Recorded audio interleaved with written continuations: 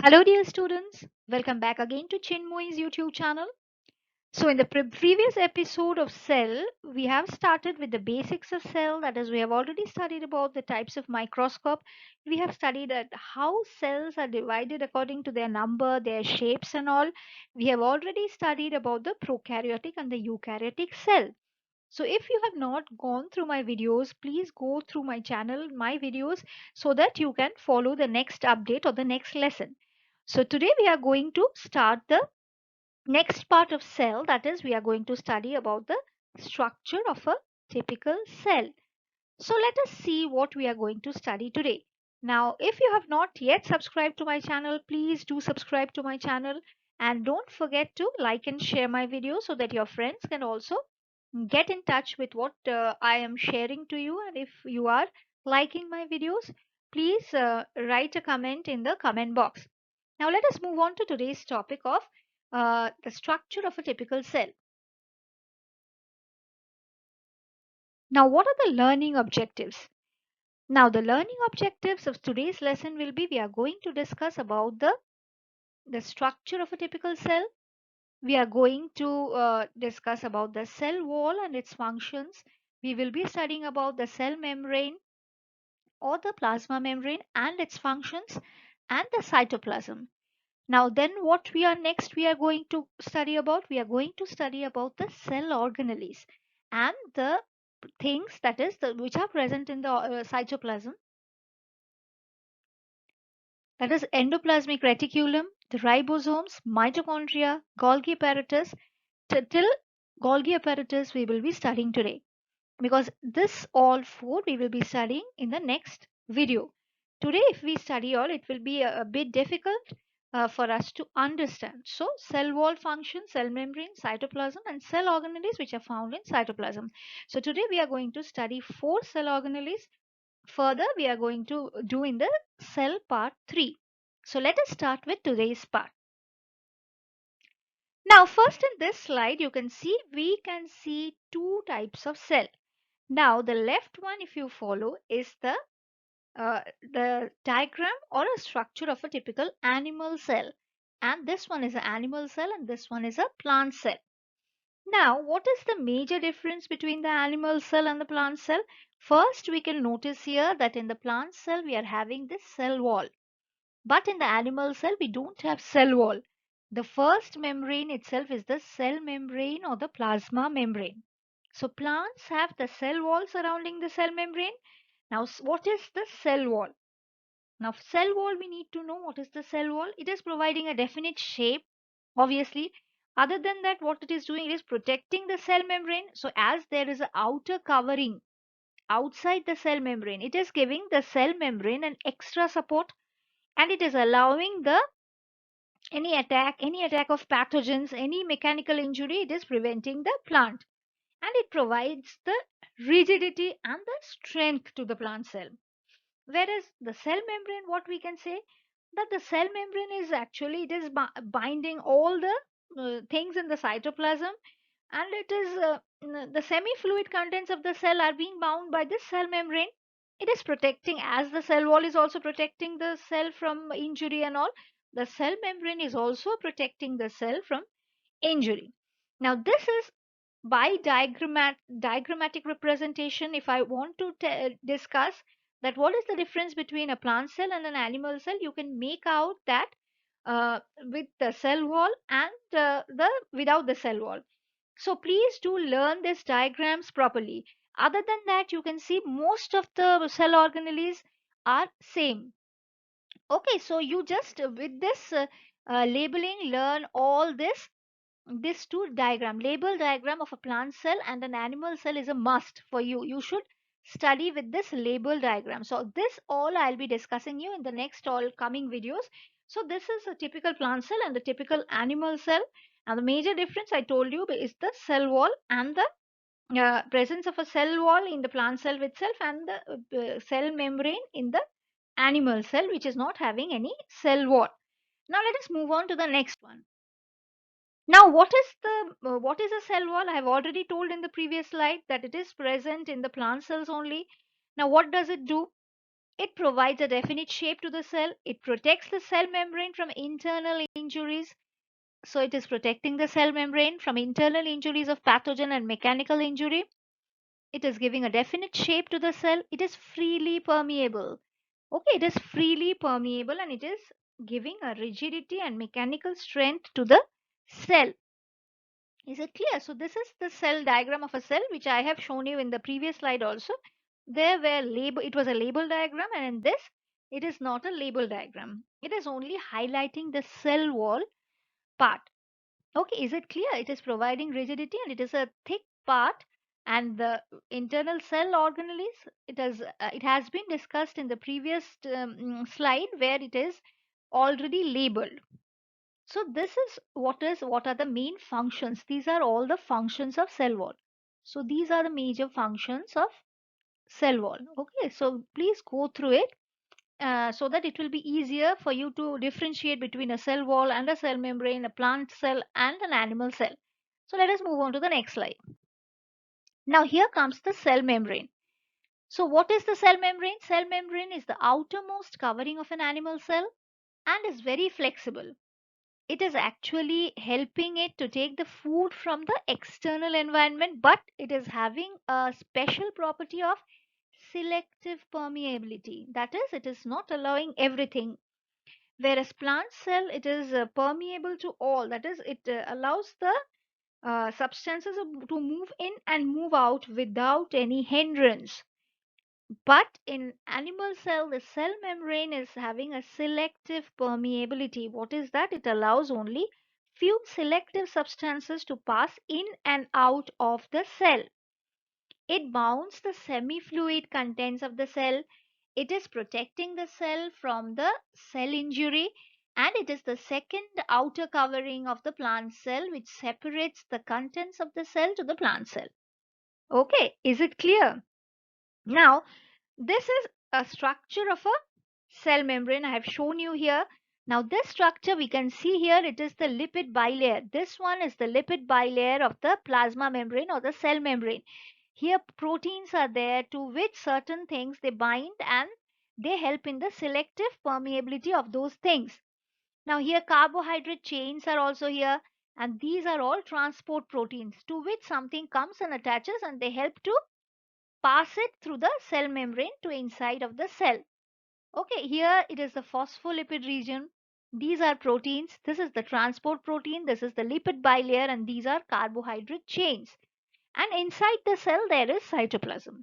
So, this is the structure of a cell membrane. So, this all you will be studying in detail in higher classes when you are studying about the cell membrane in much more details. Now, we are studying about the structure of a typical cell where we will be studying about cell wall, cell membrane, and other cell organelles in brief, not in details. Right? From in ninth standard, we are going to study in brief only. So in 11th and 12th when you are going, you will be studying it in much more detail. Now let us move on to the cell cytoplasm. So what is it? Cytoplasm. Here we can see that this blue portion is this, or the grayish portion you can say, is the cytoplasm.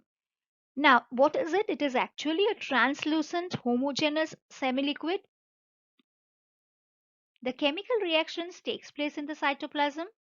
Several cell organelles are found floating in cytoplasm. It helps in the intracellular distribution of molecules, enzymes, and nutrients.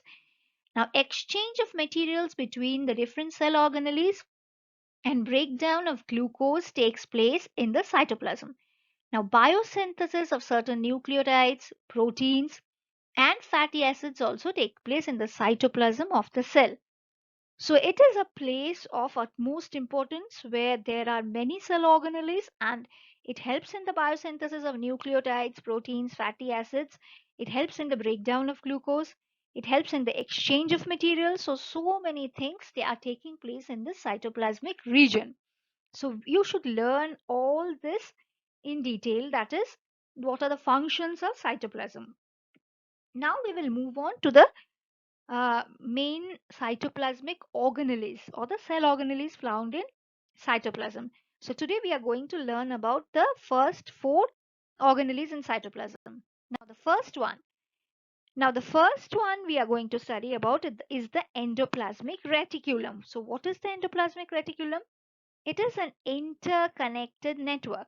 So, this is the endoplasmic reticulum region. So, it is an interconnected, we can see this is interconnected, it is an interconnected network of double membrane line channels. Now, the endoplasmic reticulum is connected with each other. So, it is all connected with each other. You can see, we can highlight, we can see that it is all connected with each other. Isn't it? It is all connected with each other and it is forming an interconnected network. Now, endoplasmic reticulum, it is of two types. What are the two types? One is the rough endoplasmic reticulum and one is the smooth endoplasmic reticulum. So, what is the difference? The rough endoplasmic reticulum, you can see because a number of ribosomes. See, in the rough endoplasmic reticulum, a number of ribosomes are there. These dot dot things which you can see on the endoplasmic reticulum are all ribosomes. So, ribosomes are attached to the outer surface and it is called rough endoplasmic reticulum. So, rough endoplasmic reticulum and smooth endoplasmic reticulum. So, smooth endoplasmic reticulum is not bearing any ribosomes. This is the smooth endoplasmic reticulum. It is not bearing any ribosomes. So, it is without ribosome. It is without ribosome and this is with ribosome. Okay, and it is having ribosomes. Now, what are the functions of this endoplasmic reticulum? It actually divides the cytoplasm into smaller compartments. Now, if this is the full cytoplasmic area, it is dividing it into smaller compartments. If you see the structure of a full cell, you will see that this endoplasmic reticulum is dividing the cytoplasm into smaller compartments. It is giving it the rigidity and it is acting actually as the skeleton or supporting system of the cell. So, how it is acting? It is acting as the supporting system of the cell. It is helping in the intracellular transport or the distribution of material from the cell to other parts. Hence, it is also known as the circulatory system of the cell. It is also known as the circulatory system of the cell. So, it is known as the circulatory system of the cell as it is helping to transport the materials, intracellular transport of distribution of material from one part to different parts of the cell. And actually, it is providing a large surface area inside the cell for various biochemical activities. It is providing a large surface area for certain biochemical activities. Now, next we will move on to the next part, that is the ribosomes. So, what are these ribosomes doing? Actually, these ribosomes are helping in protein synthesis. These ribosomes, they help in protein synthesis.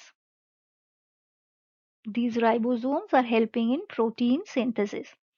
Okay, and hence they are called the protein factories of the cell.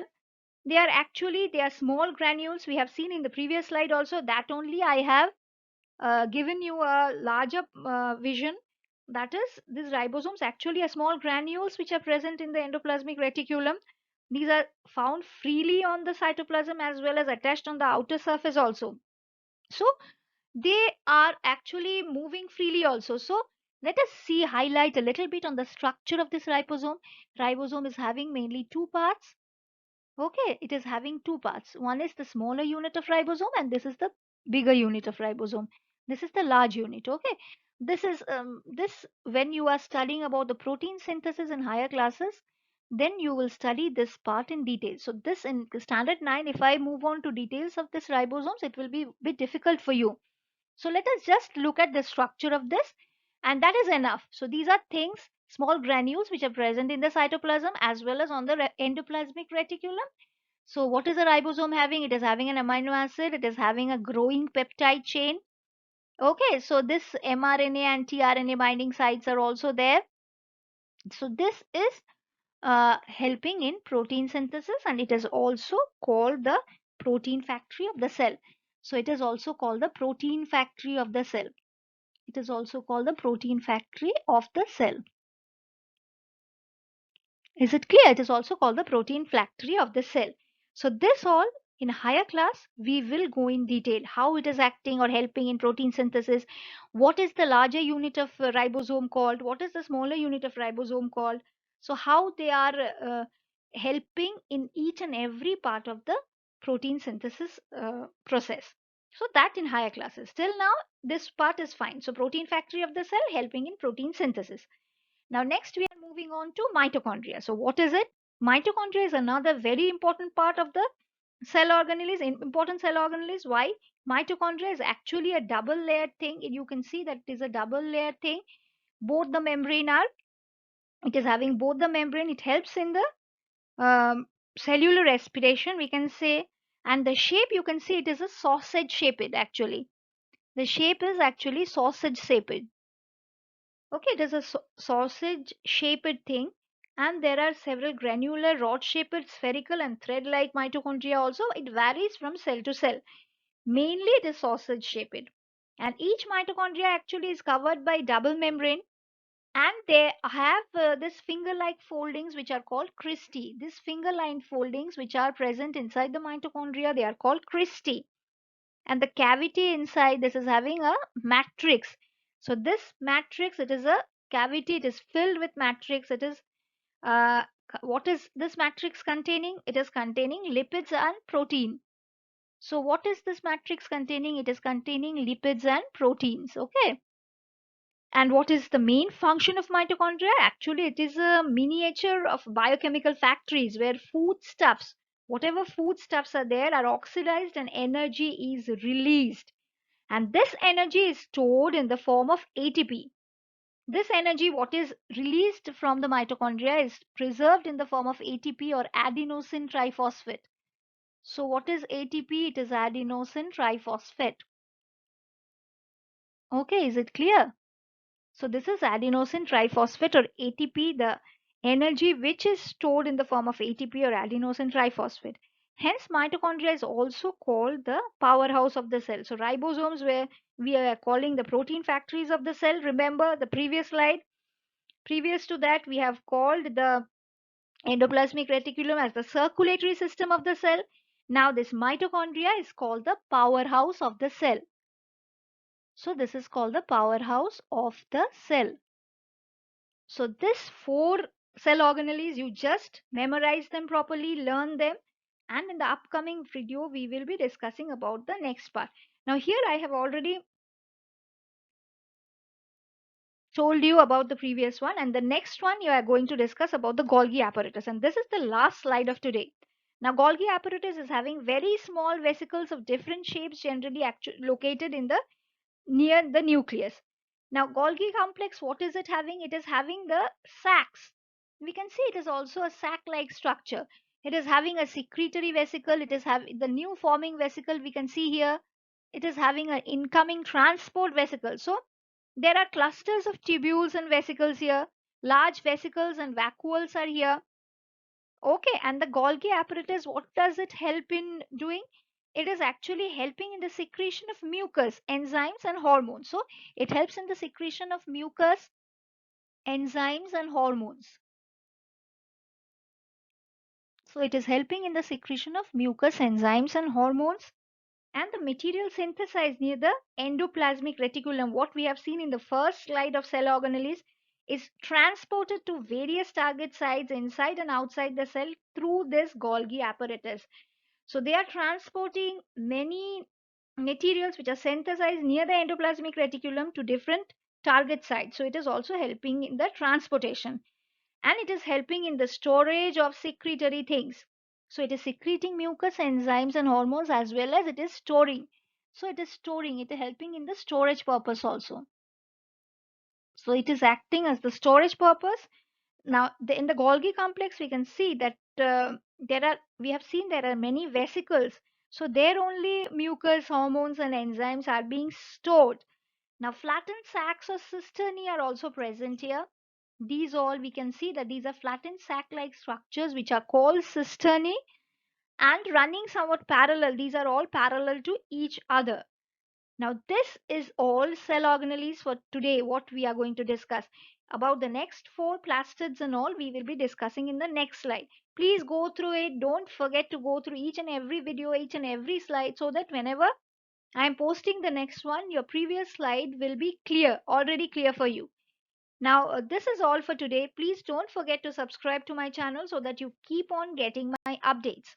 Thank you.